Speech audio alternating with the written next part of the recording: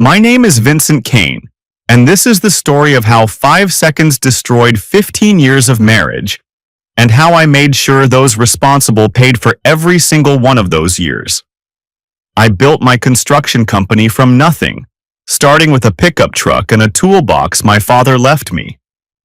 20 years later, Kane Construction employed 47 people and had contracts across 3 counties. I built homes that lasted, relationships that mattered, and a reputation that meant something. I thought I'd built a marriage the same way. I was wrong.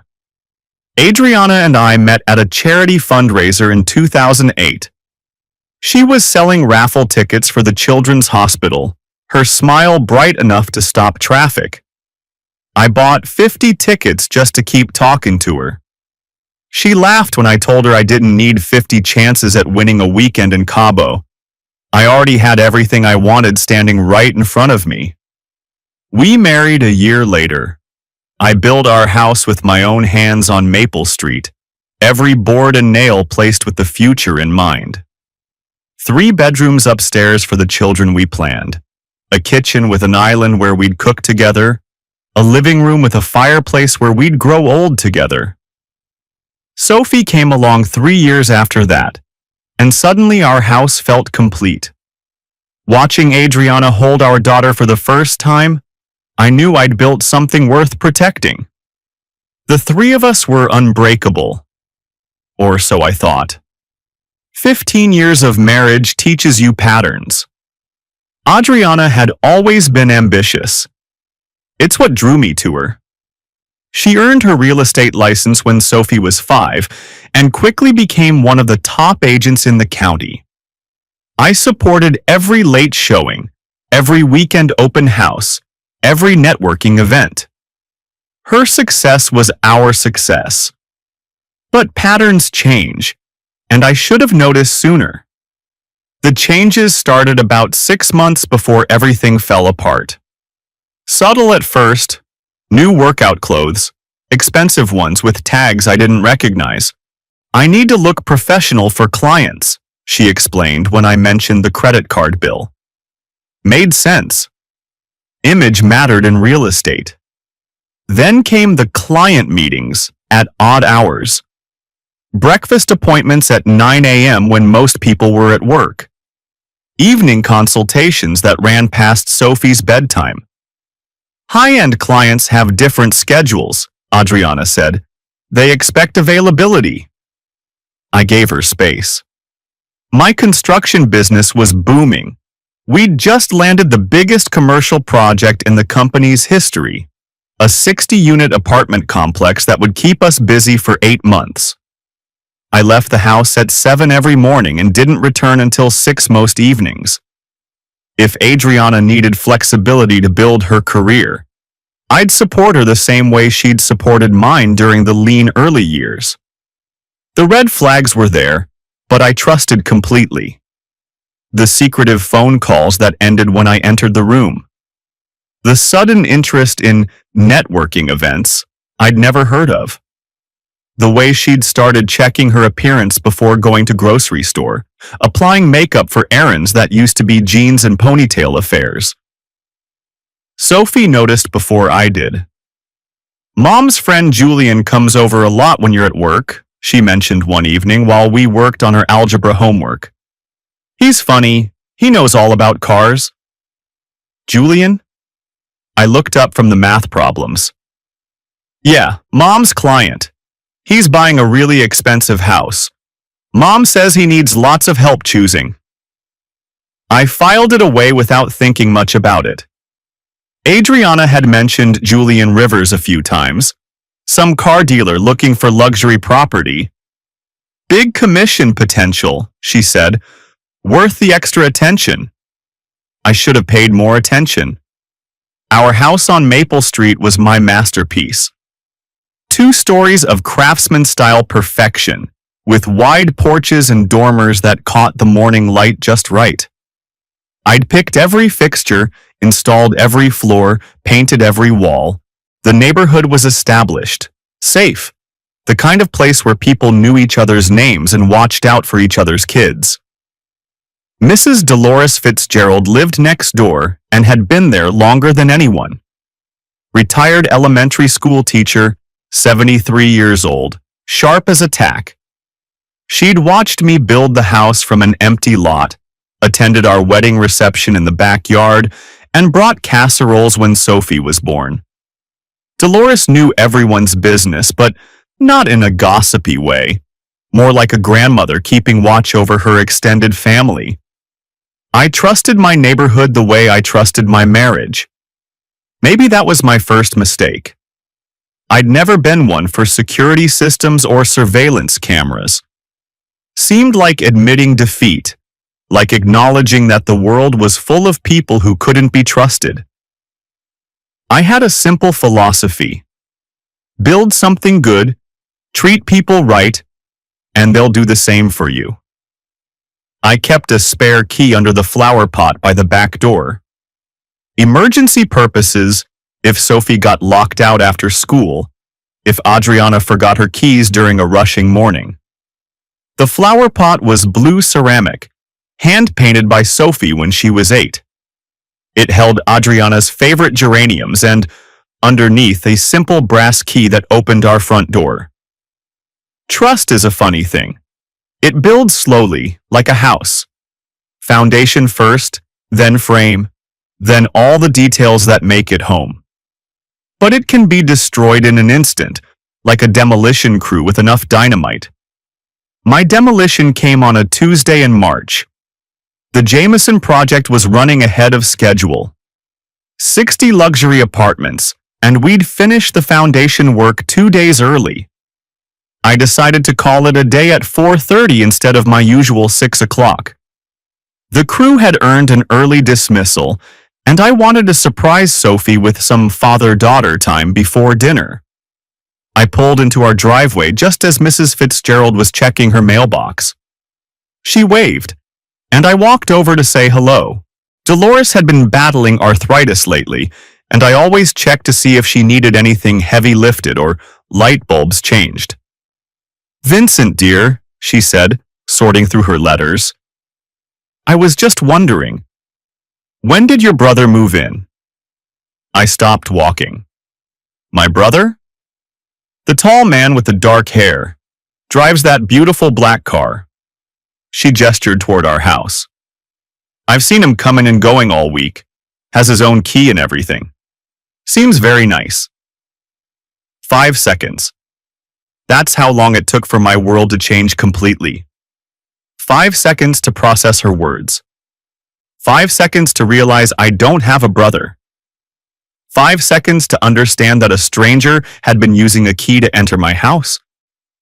5 seconds to feel 15 years of trust crumble like a controlled demolition.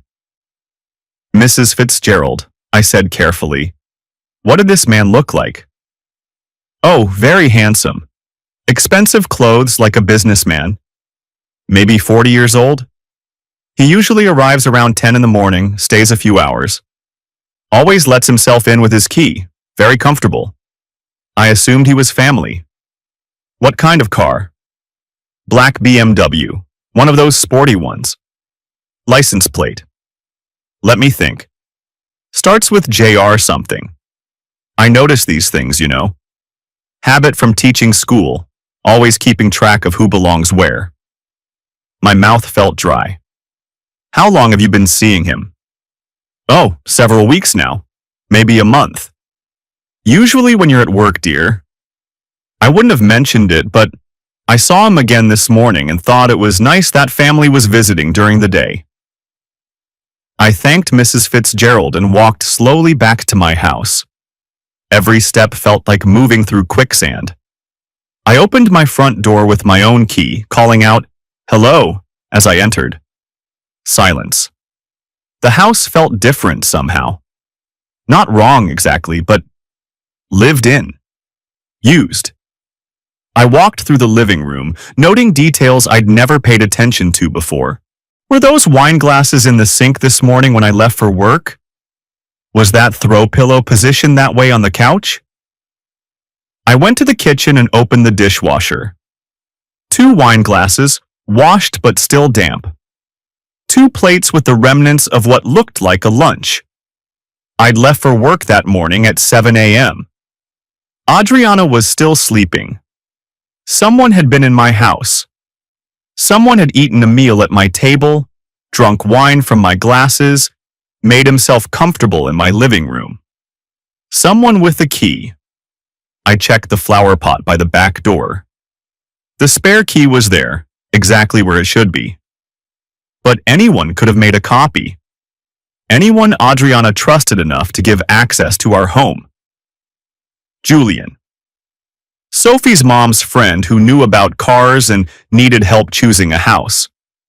I sat in my truck in the driveway for 20 minutes thinking. My construction business had taught me to approach problems systematically. Identify the issue, gather information, make a plan, execute with precision. The issue was clear. A man was entering my house during the day when I was at work and Adriana was supposedly showing properties. I needed information. I called in sick the next morning, something I hadn't done in years. Instead of driving to the Jameson site, I parked 3 blocks away from my own house and waited. I felt ridiculous, like a character in a bad movie, but I needed to see for myself. At 10:15 a.m., a black BMW pulled into my driveway. The man who got out was exactly as Mrs. Fitzgerald had described. Tall, well-dressed, confident. He wore a charcoal suit that probably cost more than most people made in a month, and he carried himself like someone accustomed to getting what he wanted. He walked to my front door and used a key to let himself in. I sat in my truck, hands gripping the steering wheel, watching a stranger enter my house like he owned it. The rational part of my mind cataloged details. The license plate, JR7834, the make and model of the car, BMW 640i, recent year. The time, 10:17 a.m. The emotional part of my mind was screaming. I forced myself to wait. I needed to understand the full scope of what was happening before I acted. 20 years of running a business had taught me the value of complete information. At 12:45 p.m., the front door opened again. The man emerged, straightening his tie. He looked relaxed, satisfied. He got in his car and drove away without looking back. I waited another hour, then drove home. I used my key to enter my own house, calling out, "Adriana," as I walked through the door. "In here," came her voice from the kitchen. I found her loading the dishwasher. She wore a silk blouse I'd never seen before, and her hair was styled as if she'd just come from a salon. "You're home early," she said, not looking up from the dishes. "Slow day at the site. How was your morning?" "Busy. Showed the Henderson property twice, then met with a potential buyer for the lakefront listing." She closed the dishwasher and turned to face me. "I might have a bite on the Morrison's place too. This market is crazy." Every word was delivered with perfect confidence. If I hadn't spent the morning watching Julian Rivers let himself into our house, I would have believed every syllable. "That's great," I said. "Any interesting clients?" "The usual mix. Some serious buyers, some tire kickers. You know how it is." I knew exactly how it was. That evening, I researched Julian Rivers. Construction work had taught me to vet subcontractors thoroughly, and the skills transferred. A few phone calls to contacts in the automotive industry gave me the basics. Julian owned Rivers Luxury Motors, a high-end dealership specializing in European cars. Divorced 2 years ago, no children, lived in a downtown condo worth 7 figures. Successful. Wealthy. Handsome. Everything I wasn't, according to the voice in my head that had started whispering doubts. But I was smart enough to know that doubt could lead to mistakes. I needed facts, not suspicions. I needed proof, not paranoia. I needed professional help. Carmen Rodriguez had been a detective with the county sheriff's department for 15 years before starting her own private investigation firm. We'd worked together on a few cases where construction sites had been vandalized or equipment stolen. She was thorough, discreet, and honest about what evidence would and wouldn't hold up in court. I met Carmen at a diner 20 miles from my house, somewhere I'd never been with Adriana. She listened to my story without judgment, taking notes in a small leather notebook. "How long do you want to gather evidence before confronting her?" Carmen asked when I finished. "However long it takes to be absolutely certain. In my experience, 2 weeks is usually sufficient to establish a pattern." "But Vincent, are you prepared for what we might find?" I'd been asking myself the same question. I need to know the truth. The truth has consequences.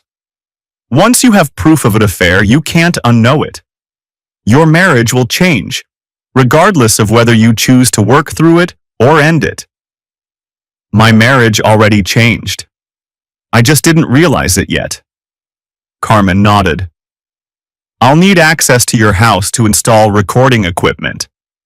Legally, you can record anything that happens in your own home, but I want to make sure we do this right." "What kind of equipment?" "Small cameras in common areas, living room, kitchen, audio recording devices that will pick up conversations. Nothing in the bedroom. That gets complicated legally. A GPS tracker for her car, which is also legal since it's jointly owned." "How much will this cost?" $5,000 for 2 weeks of comprehensive surveillance. That includes equipment, monitoring, documentation, and a complete report with photos and timestamps. $5,000 to prove my wife was cheating on me. I'd spent more than that on the kitchen backsplash she'd insisted on 2 years ago. "Do it." Carmen reached across the table and squeezed my hand. "I'm sorry, Vincent. I hope I'm wrong about what we'll find." But we both knew she wouldn't be. The next afternoon, Carmen came to the house while Adriana was at an office meeting. Sophie was at school, and I'd told my foreman I needed to handle some insurance paperwork at home. Carmen worked quickly and professionally. Tiny cameras, no bigger than buttons, went into the living room bookshelf and kitchen windowsill. Audio recording devices, smaller than deck of playing cards, were hidden behind picture frames and inside decorative bowls. Everything was wireless, uploading to secure cloud storage that Carmen and I could access from anywhere. "The beauty of modern surveillance," Carmen explained as she tested the camera angles on her tablet, "is that it's all automatic, motion-activated, high-definition video, clear audio. If someone's in your house, we'll know about it." She installed the GPS tracker inside the wheel well of Adriana's car, while I watched the street for her return. The device was magnetic, waterproof, and had a battery life of 3 weeks. "Now comes the hard part," Carmen said as she packed up her equipment. "Acting normal. Don't change your routine. Don't ask unusual questions. Don't give any indication that you suspect anything. Can you do that?" I thought about 15 years of marriage, 3 years of parenthood, 20 years of building a business by paying attention to details. I've been acting normal for months without realizing it. That evening, Adriana mentioned that Julian Rivers had finally decided on a property. "The lakefront house," she said over dinner. "Full asking price, cash offer, biggest commission I've ever earned." "That's fantastic," I said, cutting Sophie's chicken. "When does he close?" 2 weeks, but he wants to see the property a few more times. Make sure it's perfect. You know how buyers get with expensive purchases. Sophie looked up from her mashed potatoes. "Will Julian still come over to visit?" Adriana's fork paused halfway to her mouth. "What do you mean, sweetheart?" When he buys his house, will he still need help from Mom? Julian is just a client, Sophie. Once he buys his house, our business relationship will be finished. I watched my wife lie to our daughter with the same confidence she'd been lying to me. She met my eyes across the table and smiled. More wine? She asked. Carmen's surveillance system captured everything. Day 1.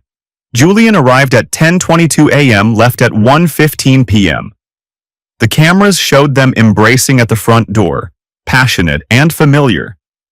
They moved to the living room, where they shared wine and what Carmen delicately termed intimate conversation. The audio was crystal clear. Discussions of his divorce, her marriage, their feelings for each other. Day 2. Julian arrived at 9:45 a.m., left at 12:30 p.m. They used my kitchen to prepare lunch together, laughing and touching constantly. They ate at my dining room table using the china that had been my grandmother's wedding gift to us. Day 3.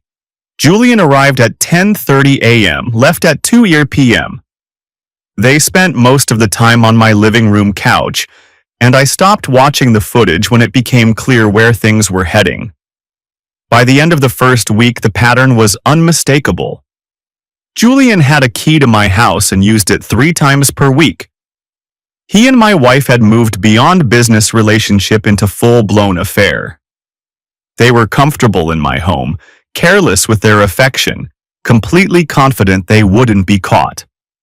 Carmen's GPS tracking showed that Adriana's client meetings and property showings were fiction. On days when Julian visited the house, her car never left the garage. On days when she claimed to be showing properties across town, she was actually at restaurants, shopping centers, and a hotel I recognized from the entertainment district. The hotel logs were public record. Mr. and Mrs. Rivers had checked in 14 times over the past 6 weeks. Carmen delivered her preliminary report on a Friday evening, meeting me at the same diner where we'd started. She spread photographs across the table like evidence in a trial. I'm sorry, Vincent. It's as bad as we suspected. The photos showed Julian using his key to enter my house. Adriana greeting him with kisses that were anything but professional. The two of them sharing meals in my kitchen, wine in my living room, intimate moments on my furniture. How long do you think this has been going on? I asked. Based on their comfort level, I'd estimate at least 3 months. Probably longer. 3 months. A full season of lies, deception, and betrayal. A quarter of a year of my wife sharing my home with another man while I work to support our family. What happens now? Carmen asked. I studied the photographs, feeling strangely calm. The uncertainty was over. The doubt was gone. I knew exactly what I was dealing with, and knowledge meant power. Now I gather enough evidence to make sure I win. Carmen raised an eyebrow. Win what? Everything. My brother Alexander had been a criminal defense attorney for 12 years before switching to family law. More predictable income, he'd explained. Divorce cases pay better than drug dealers. He was cynical about marriage, having seen too many relationships destroyed by infidelity, greed, and simple incompatibility. The first rule of divorce, Alex told me over coffee on Saturday morning, is that the person who prepares wins. The person who gets surprised loses everything. I'd told him about the surveillance, the evidence, the systematic nature of Adriana's deception. He listened without judgment, taking notes in the same methodical way Carmen had. What do you want? Alex asked when I finished. Primary custody of Sophie, the house. Fair division of assets, minus whatever Adriana spent on this affair. Realistic goals. Illinois is a no-fault state, so the adultery won't directly affect property division. But if she used marital funds to support the affair, hotels, restaurants, gifts. That's called dissipation. We can reclaim those funds from her share of the assets. What about custody? The court's only concern is Sophie's best interests.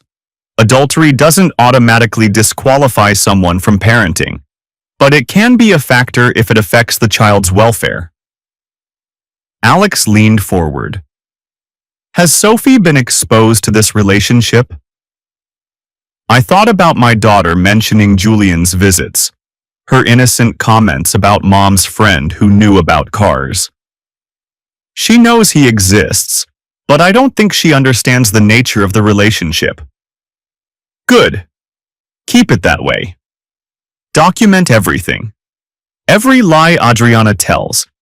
Every time she chooses the affair over family responsibilities. Every instance where her deception impacts Sophie's life. How long will this take? 6 months to a year, depending on how much she fights.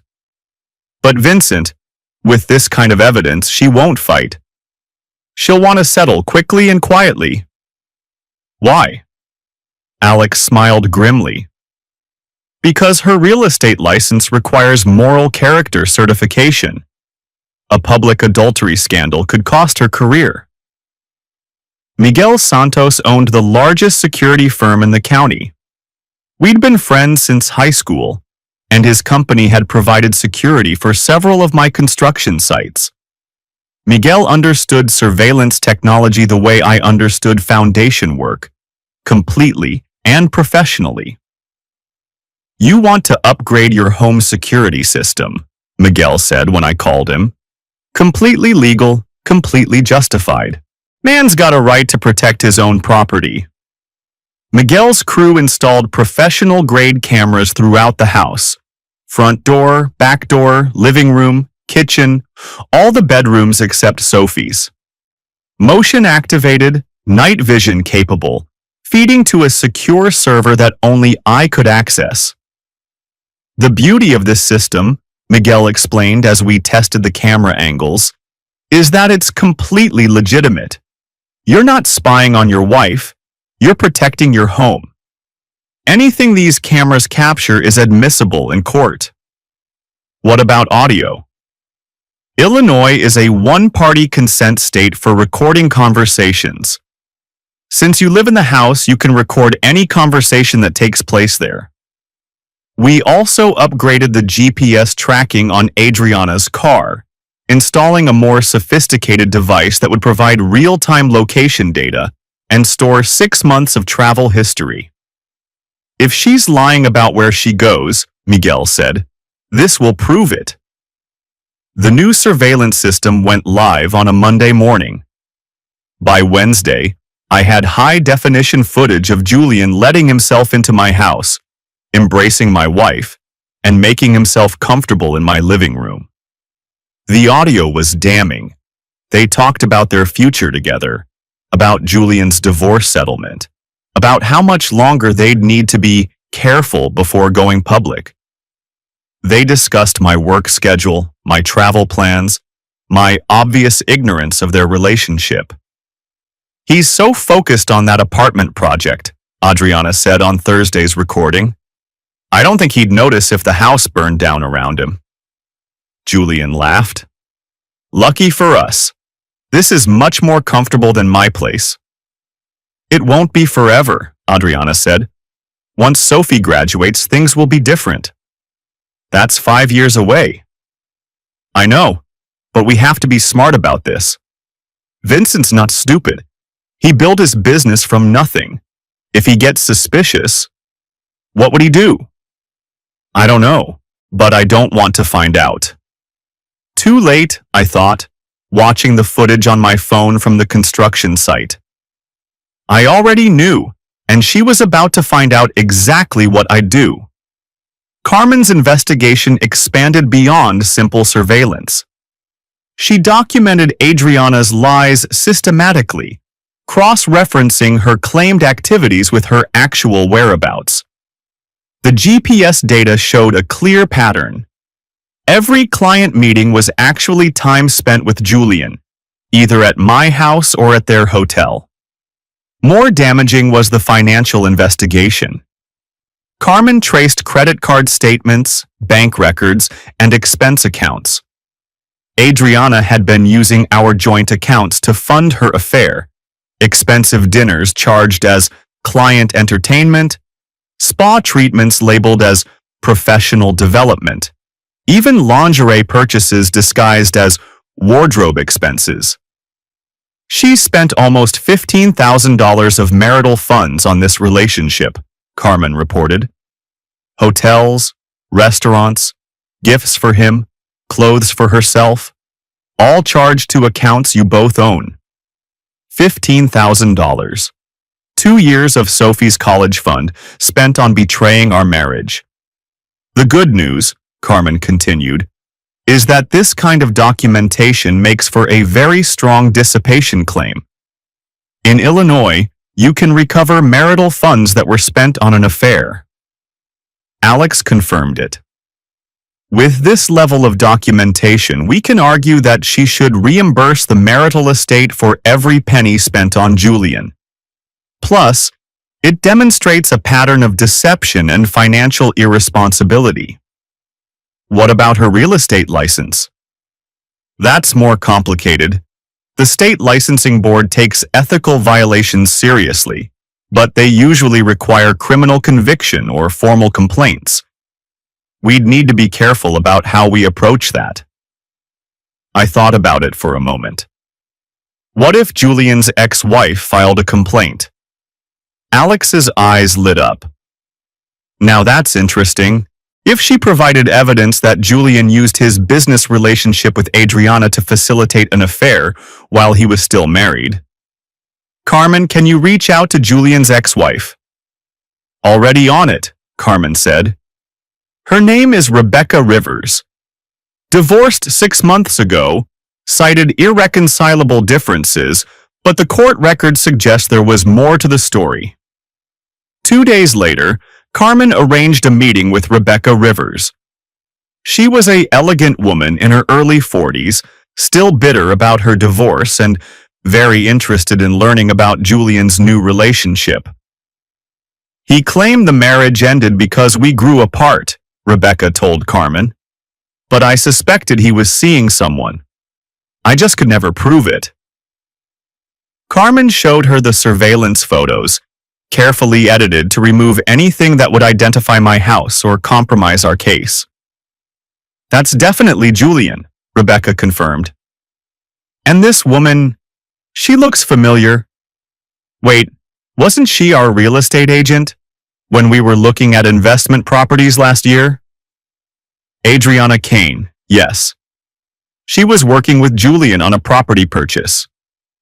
Rebecca's expression hardened. While we were still married. While she was representing both of us as clients. Conflict of interest. Violation of professional ethics. Using a business relationship to facilitate adultery. Rebecca agreed to file a complaint with the State Real Estate Licensing Board, providing evidence that Adriana had used her professional relationship to begin an affair with a married client. The net was closing. By the end of 2 weeks, I had enough evidence to destroy both Adriana and Julian completely. Video surveillance, audio recordings, financial documents, GPS tracking data, witness statements from Mrs. Fitzgerald, and professional complaints from Julian's ex-wife. But evidence was just the beginning. I wanted more than legal victory. I wanted complete and total revenge. Miguel helped me understand Julian's business vulnerabilities. Rivers Luxury Motors depended on reputation and trust. High-end car buyers were conservative, traditional, old-fashioned about family values. A public adultery scandal could devastate his customer base. His biggest clients are successful businessmen and their wives, Miguel explained. The kind of people who buy luxury cars as status symbols. If they see Julian as the kind of man who breaks up marriages, they'll buy their cars somewhere else. Exactly. Alex helped me understand Adriana's professional vulnerabilities. Real estate agents lived and died by reputation and referrals. Her career depended on trust, integrity, and professional ethics. The licensing board complaint is just the beginning, Alex said. Once word gets out about the affair, her professional network will collapse. Who's going to refer clients to an agent who sleeps with married men? Or trust her to handle their biggest financial transaction? Right. Real estate is built on relationships, and relationships require trust. Carmen helped me understand their personal vulnerabilities. The surveillance had revealed intimate details about their relationship, their insecurities, their plans, their weaknesses. Julian is paranoid about his reputation, Carmen observed. He's already worried about what his ex-wife might know. If this becomes public, he'll abandon ship immediately. And Adriana? She's invested everything in this fantasy. She thinks Julian represents a better life. More money, more status, more excitement. When that fantasy collapses, she'll have nothing. I had the tools to destroy them both. Now I needed the perfect moment to use them. The opportunity came when Adriana announced a business trip. Conference in Chicago, she said over dinner on Sunday night. New regulations, continuing education requirements. I'll be gone Tuesday through Friday. I nodded sympathetically. Sounds boring but important. Exactly. You'll be okay with Sophie? Of course. We'll order pizza and work on her science project. What Adriana didn't know was that I'd already checked with the State Real Estate Association. There was no conference in Chicago that week. She was lying again, and I knew exactly where she was really going. Carmen's surveillance revealed the truth. Julian had booked a suite at the Palmer House Hilton under the name Mr. and Mrs. Rivers. 4 days, 3 nights, charged to his business account as client entertainment. They thought they were being clever, taking their affair to another city where no one would recognize them. They thought they were safe. They were wrong. I spent Tuesday and Wednesday documenting everything.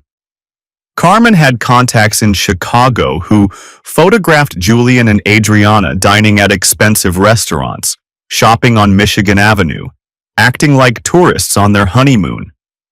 They held hands, kissed in public, shared intimate moments that should have belonged to married couples. Meanwhile, I began executing my plan. Step 1. I retained Alexander as my divorce attorney and had legal papers prepared. Complete filing package, requesting primary custody of Sophie, possession of the marital home, and reimbursement for all marital funds spent on the affair. Step 2. Carmen delivered a comprehensive evidence package to the State Real Estate Licensing Board, supporting Rebecca Rivers' complaint with photos, recordings, and financial documentation proving that Adriana had used her professional relationship with Julian to facilitate adultery. Step 3. Miguel arranged for copies of the court filings to be delivered to select members of Adriana's professional network, her broker, her largest referral sources, her closest competitors who would be happy to take her clients. Step 4. I prepared to confront them directly. Thursday afternoon, I drove to Chicago. The Palmer House Hilton was everything Adriana had always wanted. Luxury, sophistication, the kind of place where wealthy people conducted their affairs in comfort and style. I found them in the lobby bar, sharing cocktails and acting like newlyweds. Julian saw me first. His face went white, and he immediately reached for his phone, probably to call security. But I wasn't there to cause a scene. I walked calmly to their table and sat down. "Hello, Adriana." My wife's martini glass slipped from her fingers, shattering on the marble floor. "Vincent, what are you... How did you..." Find you? GPS tracker in your car? Motion cameras in our house? Private investigator following your every move for the past month. I signaled the waitress. Scotch, neat, please. Julian started to stand. Look, Vincent, I think there's been a misunderstanding. Sit down, Julian. We need to talk. He sat. I reached into my jacket and placed 2 manila envelopes on the table. Adriana, these are divorce papers. I'm filing tomorrow morning, requesting primary custody of Sophie and possession of our house. Julian, this is a copy of the ethics complaint filed against Adriana with the state licensing board. Adriana's hands shook as she opened her envelope. Vincent, please, we can work this out. No, we can't. I know about the affair. I have video of Julian using his key to enter our house. Audio recordings of your conversations. Financial records showing $15,000 of marital funds spent on hotels, dinners, and gifts. I sipped my scotch. I have photographs of you two here in Chicago, charged to Julian's business account as client entertainment. Julian's eyes darted around the lobby, looking for escape routes. Vincent, I want you to know that you never intended to get caught. There's a difference.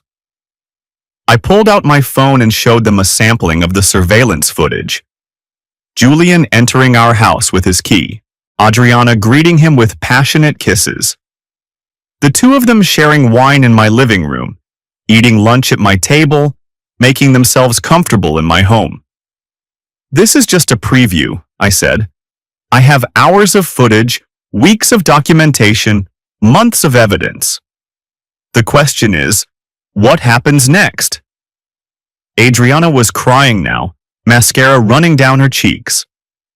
Vincent, I made a mistake. I'm sorry. I love you. You love the house I built, the lifestyle I provide, and the security of being married to someone successful. You don't love me. I finished my scotch. But that's not the point anymore. What do you want? Julian asked. I want you to understand the consequences of your choices. I placed another envelope on the table. Julian, this contains copies of all the evidence I've gathered. Tomorrow morning, these documents will be filed in court, becoming public record. By noon, every luxury car dealer in the state will know that you use your business relationships to seduce married women. Julian's face went gray. You can't. I can, and I will. Your customer base consists of successful businessmen and their wives. How many of them will trust you with their business after this becomes public?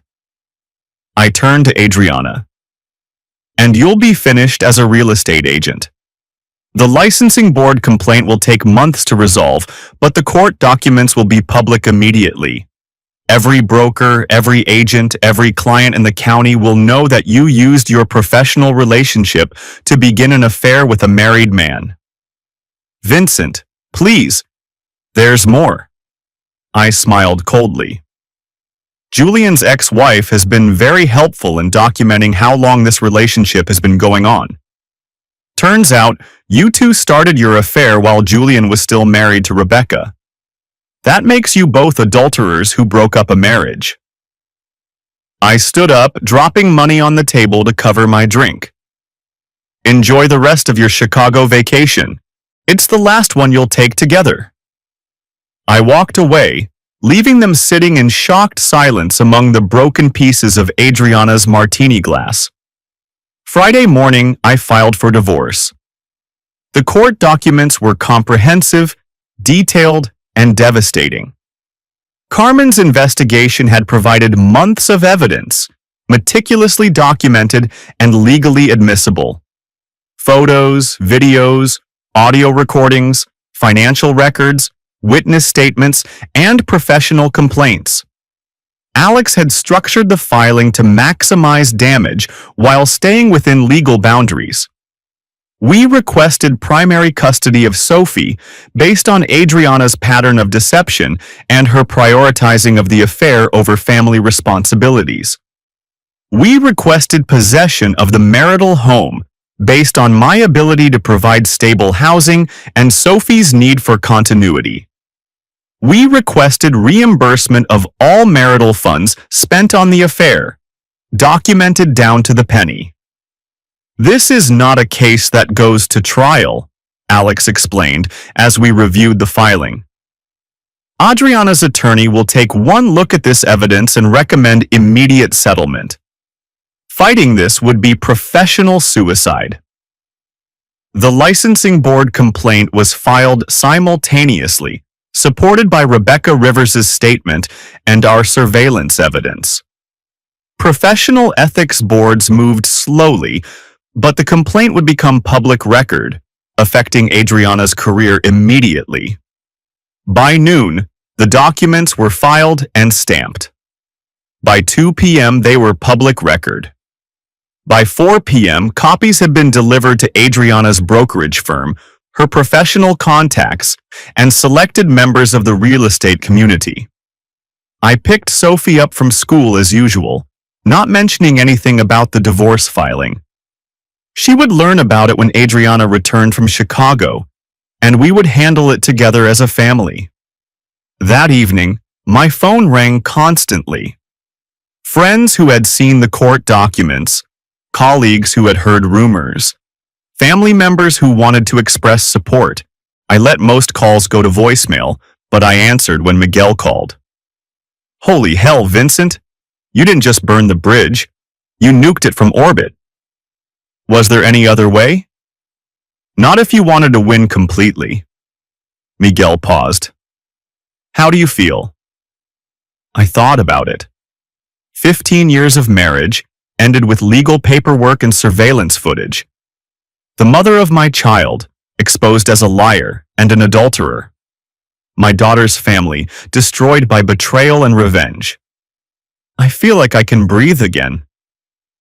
Adriana returned from Chicago on Saturday afternoon. I was waiting in the living room when she walked through the front door. She looked terrible. Hollow-eyed, exhausted, defeated. Julian wasn't with her, and her left hand was bare. She'd removed her wedding ring. Vincent, we need to talk. I assume you've spoken with an attorney. She nodded miserably. They said fighting the divorce would be pointless. The evidence is too strong. What about Julian? He's gone.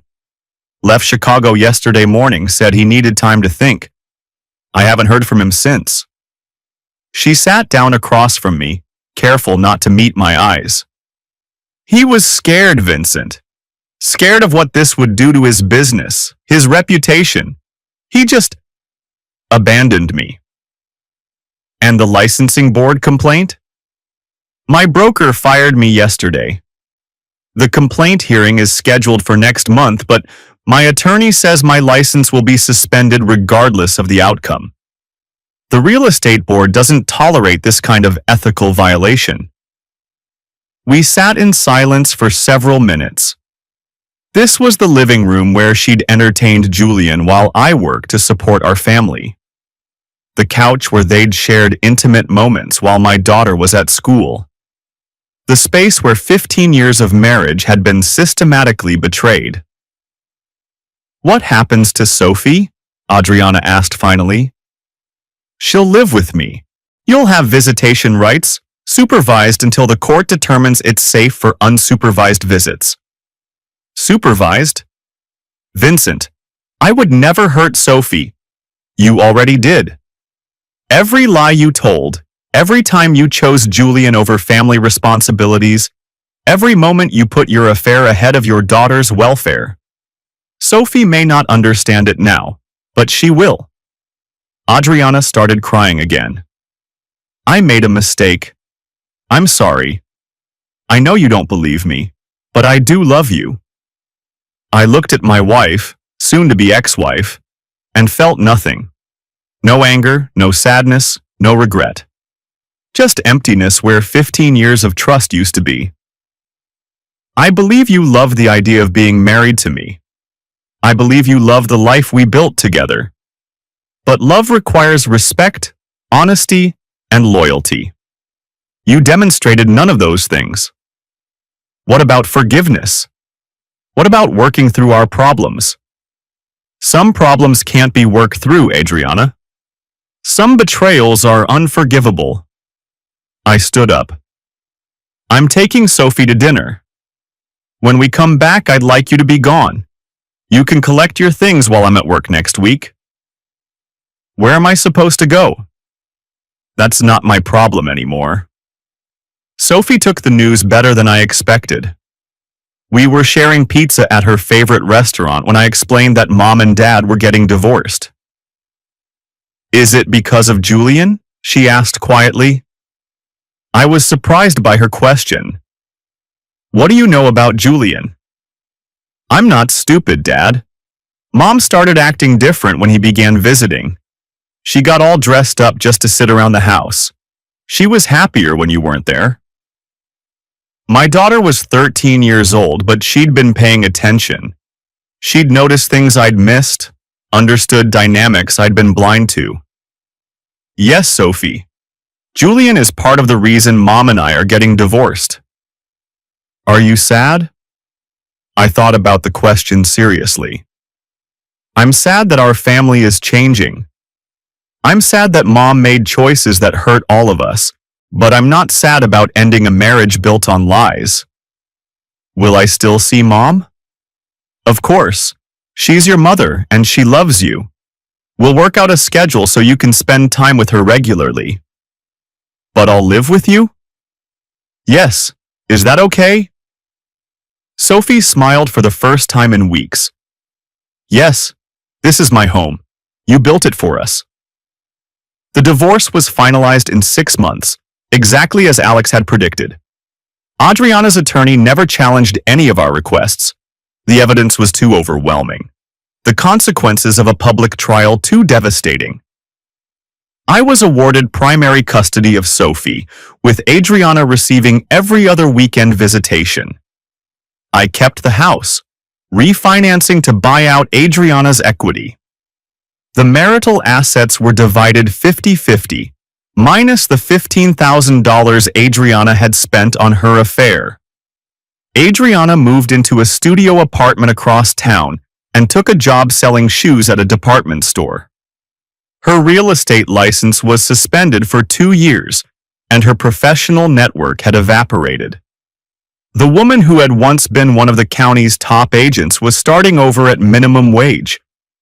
Julian's luxury car dealership suffered exactly as Miguel had predicted. The public court documents became local gossip, and his customer base began shopping elsewhere. Within 8 months, Rivers Luxury Motors filed for bankruptcy. Julian relocated to Florida, where no one knew about his Illinois scandal.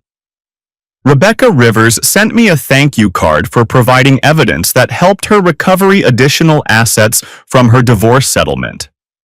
Apparently, Julian had hidden significant assets during their divorce proceedings, and our investigation had uncovered accounts he'd failed to disclose.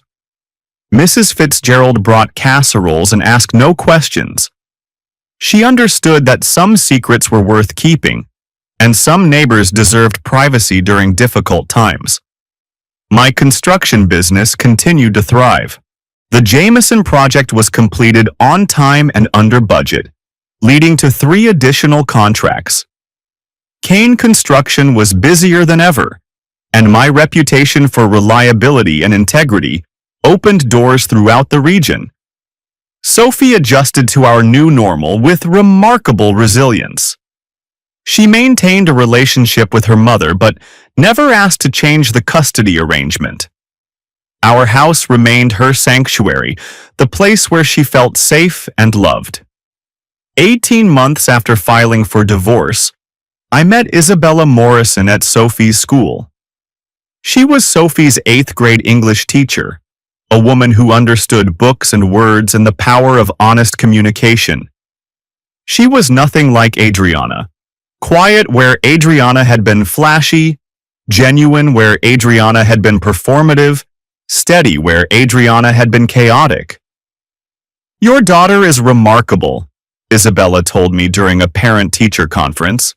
"She has an unusual maturity for her age and an impressive ability to see through nonsense.